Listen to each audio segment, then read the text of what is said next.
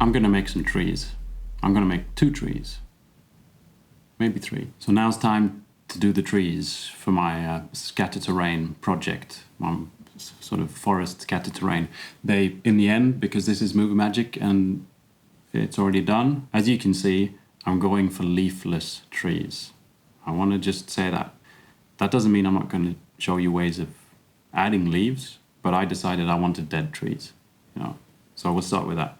Secondly, if you're going to make trees, it's a good idea to just go out and have a look at trees. Or, if you don't have any trees around, you might be living in a desert, then you can check out the internet. There's pictures of trees on the internet.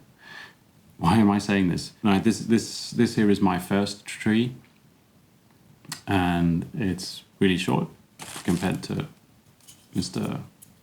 Stormcast here. It's like a mini tree. There's things that are weird about this tree that, I don't really like it because it's a bit weird. A good thing of actually checking out real trees is, you get an idea of, oh, look, there's a branch, there's a branch, there's a branch. That being said, in real life, one of the things is that they're just so big. So obviously, within reason and whatever, this is a fantasy world. You can do whatever kind of a tree you want. This is my own preference in a way, is that with some kind of reference to what a tree actually looks like pleases me more than a short stumpy tree.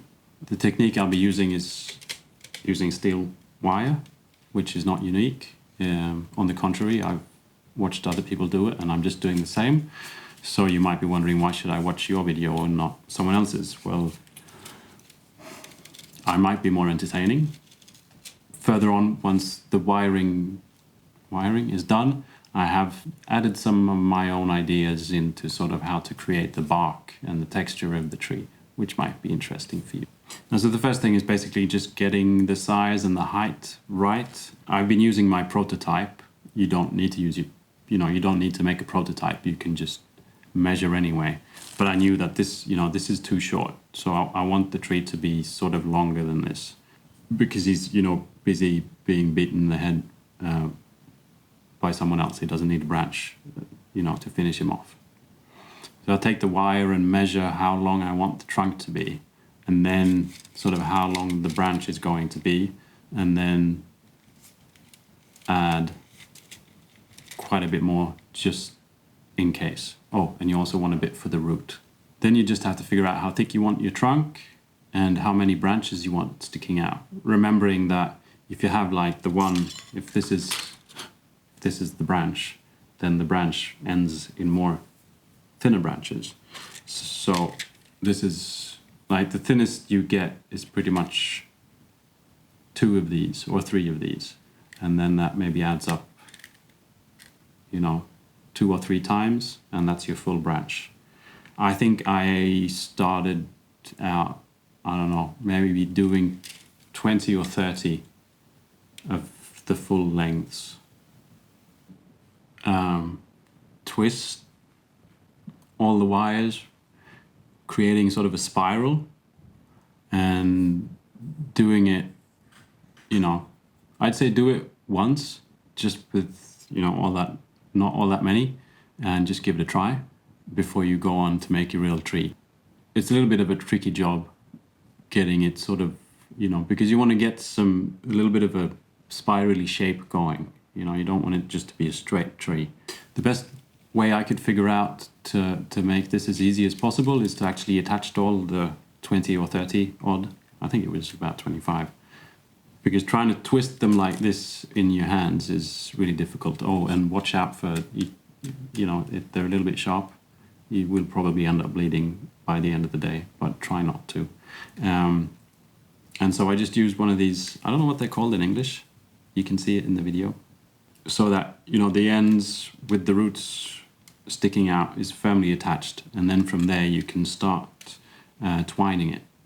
And then once you've done the length of your trunk, you divide into smaller bits and pieces. Your basic shape, you can start to twist everything a little bit. So you get, more of a 3-dimensional tree going. It's easy if you're standing there just doing that, looking at it from one angle, then you probably end up with a pretty boring tree. It's nice to sort of get all the branches sticking out in different directions, looking at it from above and from different sides, just so that you get a nice shape. And then it's just about, you know, keep on twisting and turning, trying to get it as tight as you can, because if I've got, let's see if I can do this. If you've got something that looks really sort of, you know, big hole gaps in it, that'll end up a little bit weird. So try and twist it pretty tight. I want to add that if you want a bit more of a varied effect, you can use different thicknesses of wire. I only use the one, but you could have like a thinner one, like this is pretty thick, and then you could have a thinner one mixed up that'd probably give you a better looking tree. Once you have your tree shape, at least in this case, because this is part 2 of me making this, my sort of scattered terrain kind of a thing. When I feel that my tree is almost finished, I put it down on whatever base it's supposed to go onto and make sure that it sort of fits where the roots are going, that the tree's not leaning over on the wrong side, that there's no branches, once again hitting this fella in the head. And then a toothpick just into the bottom underneath of the tree, and so that I can just squeeze that down into the base so I can glue the tree better in place. And this time around I just repeated. I made another tree because, well, as you can see, I wanted 2 trees. So I just did again. This time I made a smaller tree. Now you've got a wiry looking tree. What then? The answer to everyone's misery is Milliput. Milliput or Milliput? I think it's some kind of epoxy, probably because it's a 2-part thing. This is going well. It's a bit fiddly. You can use, I think, white spirit if you want to dilute it just a little bit to make it a little bit more soft, because it easily turns sort of, I don't know, it sticks to your fingers and stuff like that. It also says, you know, warning may cause allergic skin reaction, which is why I was wearing the charming yellow gloves. I recommend wearing something. In the end I didn't, because it just turned out to be more difficult to work with, but I did end up with sort of a bit pinkish skin on my hands afterwards. So, you know, that's up to you, but I think you should be wearing protection.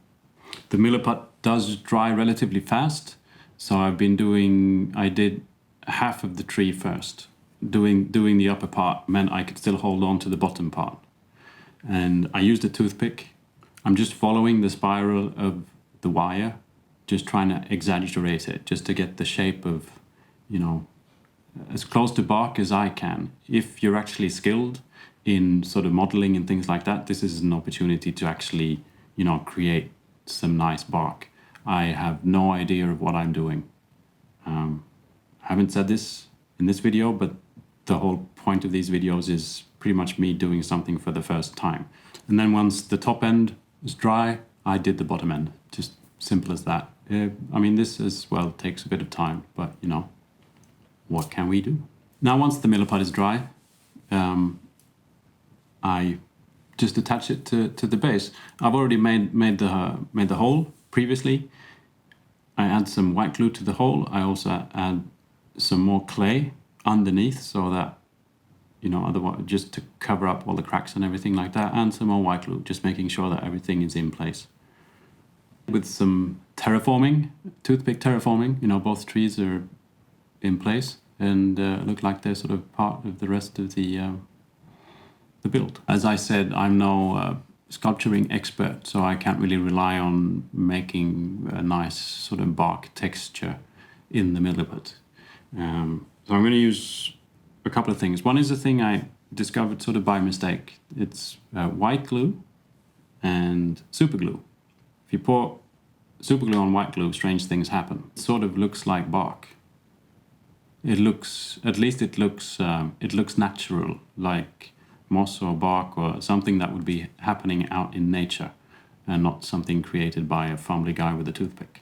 So I'm going to use this technique on Well, for one thing, all the places where I want it to sort of be exaggeratedly bark feeling, sort of like on the roots, but also covering up wherever there's bits of metal sticking out. The only thing that you have to sort of be wary of, if you try this, if you pour out the white glue and then pour on the super glue, you can end up with this sort of bit of an edge that you sort of need to straighten out. But mind that you don't pull off all the super glue, because you'll notice if you put a toothpick in there, you can just sort of, all this super glue has sort of started to harden and will stick to your toothpick and just, you lose it. It ends up on your toothpick. And this is a technique you could use for other things as well. If you want like a really slimy, weird looking base for your Nurgle dudes, for example, you could try this out, because it just, you can do really weird things with it. It's fun just to try because you just need white glue and super glue, which you probably already have if you're into miniaturizing the miniature world. On my escapade out into the forest, checking out real trees, one of the things I did notice, which I actually sort of knew but hadn't forgotten, is that, there's often moss on trees, and it's usually on just the one side. And I thought, that's nice, but then I need sort of a bit more of a moss texture. And the closest thing I could think of was well, as always, super glue and baking soda. So I'm putting some of that on there as well, but just on sort of side of the tree, same side on both trees, then I'll just paint that later on as moss. And finally, just the real ends, the tips, which is just metal sticking out, I'm just going to cover that in super glue and the baking soda, just to get it a bit, another texture going there. Once more, the crackle paint, Green Stuff World's crackle paint. My cat really wants to come inside, but the sun's shining and I'm thinking he should be outside. He's a cat. Anyway, crackle paint. Here and there, just get another texture in there, get some crackles. Not everywhere. With all of these things that I'm adding on, I'm trying to not do one and then put the other on top and then put the other on top. Doing a few of them in different places, just to get different textures going. It's kind of difficult to show how this ends up. All I can say is I like it.